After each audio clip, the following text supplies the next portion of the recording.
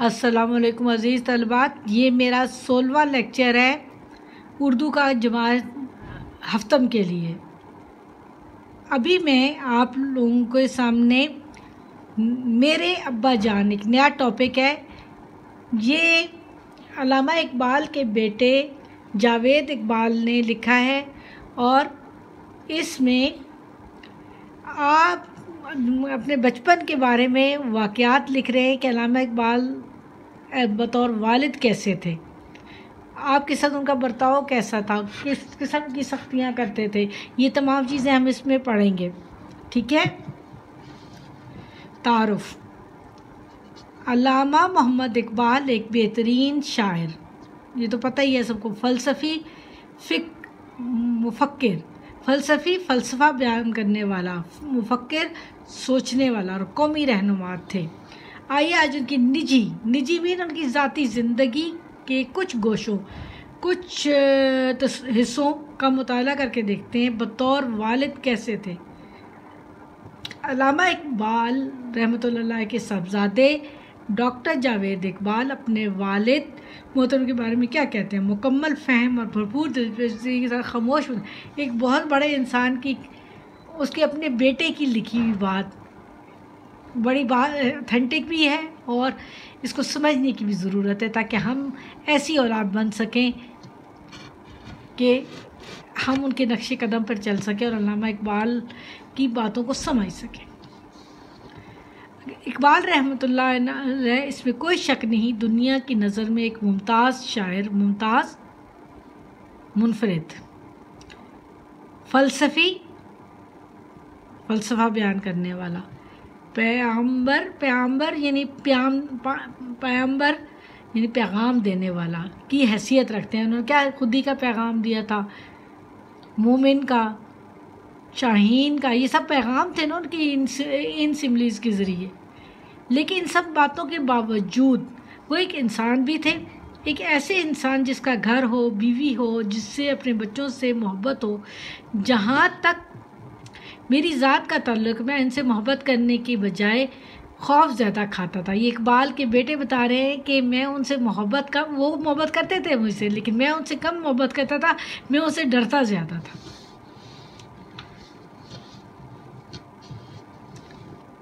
ये अभी तक ज़िंदा थे, अभी कुछ अरसा हुआ है इनकी बेगम का इंतकाल हुआ है। इनके बारे में मैंने बहुत कुछ पढ़ा है। इनके दो बेटे हैं, वलीद इकबाल और दूसरे हैं फैसल जावेद। ये दोनों इनके बेटे हैं जो तहरीक इंसाफ में हैं और ये दोनों अपने दादा के नक्शे कदम में इनकी शायरी के बारे में चीज़ें, इनकी ज़्यादा अप्रोच उस मामले में है। अल्लामा इकबाल के पोते होने की फीलिंग्स आती हैं जब वो फैसल जावेद बोलते हैं, मैं बचपन में बेहद शरीर था, यानी अपने बारे में बता रहे हैं कि मैं बचपन में बहुत ज़्यादा शरारती था, इसलिए अम्मा जान से बिला नागा, बग़ैर किसी छूट के, यानी कोई दिन छोड़े बग़ैर, बिला नागा रोज़ाना यानी मार खाना मेरा मामूल बन, जो मेरी आदत बन चुकी थी। पढ़ाई से भी कोई ख़ास दिलचस्पी ना थी, मैंने पढ़ने का शौकीन नहीं थे। ये वकील है, जस्टिस है पाकिस्तान के, चीफ जस्टिस तक रह चुके हैं। ये मेरा मामूल बन चुका था, पढ़ाई से कोई ख़ास नहीं, मगर अब्बा जान से मैंने बहुत कम मार खाई। अब्बा जान से मैं बहुत कम मार खाई। मेरे लिए उनकी झिड़क ही काफ़ी हुआ करती थी, यानी उनकी डांट, झिड़क मीन डांट। अब्बा जान जब कभी नाराज़ होते तो उनके मुंह से ये अल्फाज निकलते, अहमक आदमी, बेवकूफ़। यहाँ अब्बा से मार खाने का एक वाक़या याद आया मुझे। ये अक्सर वो कहते थे अपने बेटे को, जावेद को, अहमक आदमी, बेवकूफ़। लेकिन उनको फिर एक वाक़या भी याद आ गया। बचपन में रोज़ाना 1 आना खर्च करने को मिलता था। 1 आना उस ज़माने में बहुत वैल्यू रखता था बेटा। उसे खर्च कर चुकने के बाद ख्वाह मैं अम्मा जान से कितनी ही मिन्नतें करता, यानी ख्वाहिश का इज़हार करता, उनको मनाने की कोशिश करता, कुछ पैसे दे दे, वो नहीं देती थी। मुझे मज़ीद कुछ ना मिलता, मगर हर लम्हे उनके नाराज़ होने का डर रहता था। अम्मा जल्दी नाराज़ हो जाती थी और मारती भी ज़्यादा थी। एक बार इत्तफाक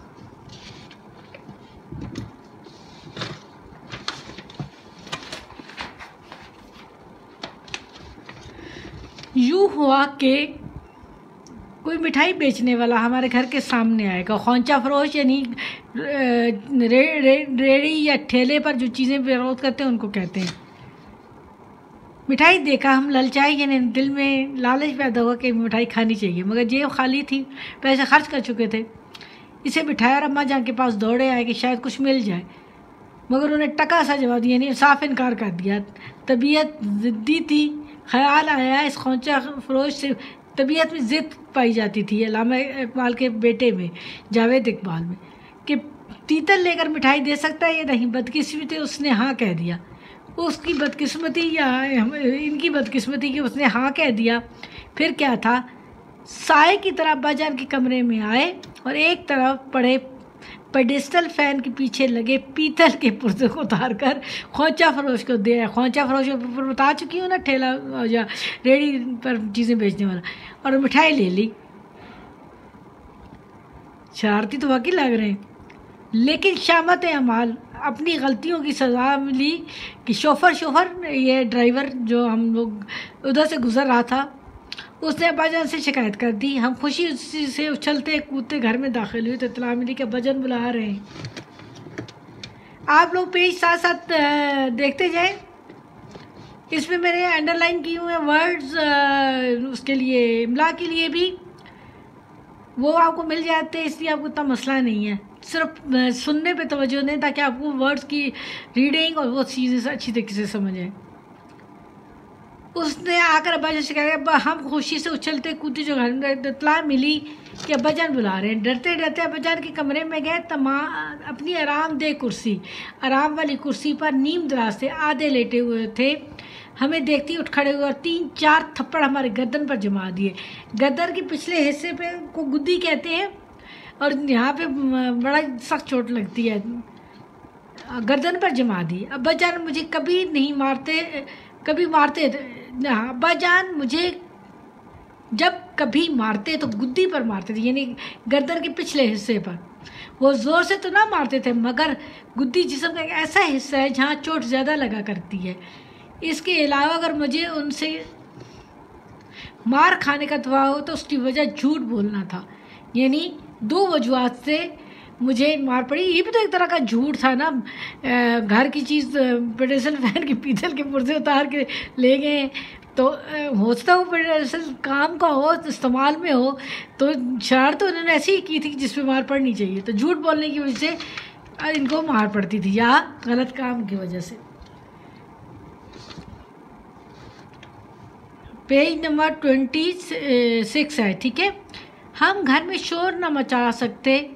अगर हम अपने हम उम्र बच्चों के साथ बाहर दलान में, कभी सहन में, लॉन में क्रिकेट खेल रहा होता, मैं अपने बारे में कह रहे हैं, तो हिक्का मिलता कि मत खेलो और मुँह लटका कर वहाँ से चल देते। हम मुँह लटका कर वहाँ से चल देते। बाज़ वक़्त हमारे खेल में खुद भी शरीक हो जाया करते थे, मगर हमारे हाथ उनकी तरफ गेंद फेंकते फेंकते थक जाते, मगर वो बल्ला था में ठप ठप करते रहते। और एक बार वो अंदर बैठे थे, हमने जो हिट लगाई तो गेंद दरवाजे के शीशे को